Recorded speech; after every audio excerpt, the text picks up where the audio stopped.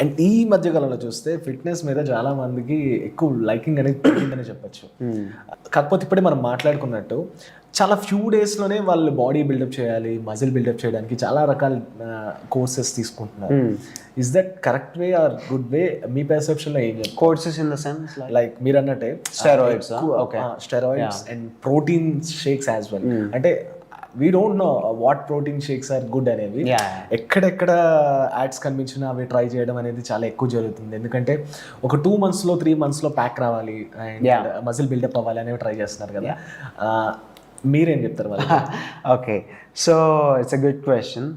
So నార్మల్గా ఇప్పుడు మీరున్నారు అనుకోండి, మీరు ఒక 6 pack చేయాలంటే నార్మల్గా నేను చూసిన దాని ప్రకారం అయితే ఒక 4 to 5 monthsలో అయిపోతుంది. ఓకే, న్యాచురల్గా చేసి అది చేస్తే. బట్ బయట ఏం చేస్తున్నారంటే ఎక్స్టర్నల్ లైక్ అనబోలిక్ స్టెరాయిడ్స్ కొన్ని ఉంటాయి అన్నమాట.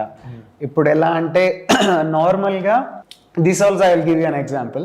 ఒక చిన్న కోడ్ ఉంది, అది నార్మల్గా పెద్ద అవ్వడానికి ఒక 4-5 months పడుతుంది. అదే దానికి ఇంజెక్షన్ స్టెరాయిడ్స్ ఇలా ఇచ్చేసి లైక్ ఒక 2 months 1 monthలోనే గ్రో చేస్తున్నారు. సేమ్ థింగ్, అంటే అందరికి అర్థం అవ్వాలని చెప్పి నేను ఈ ఈజీ లాంగ్వేజ్లో చెప్తున్నాను.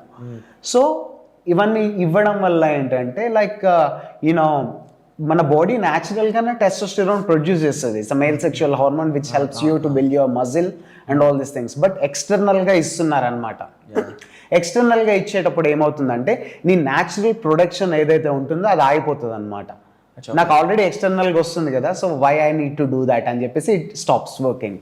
So that is the reason most of the people are like suffering with erectile dysfunction, sexual life disturb కావడము, and complete baldness and a lot of pimples and so many things. And ఈ మధ్య కాలంలో like ladies కూడా చాలా మంది తీసుకుంటున్నారు అనమాట.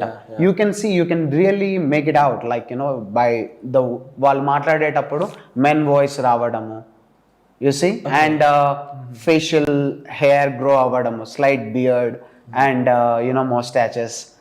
So illa these all are the side effects for that. Yeah. Okay. So my suggestion is don't go for that.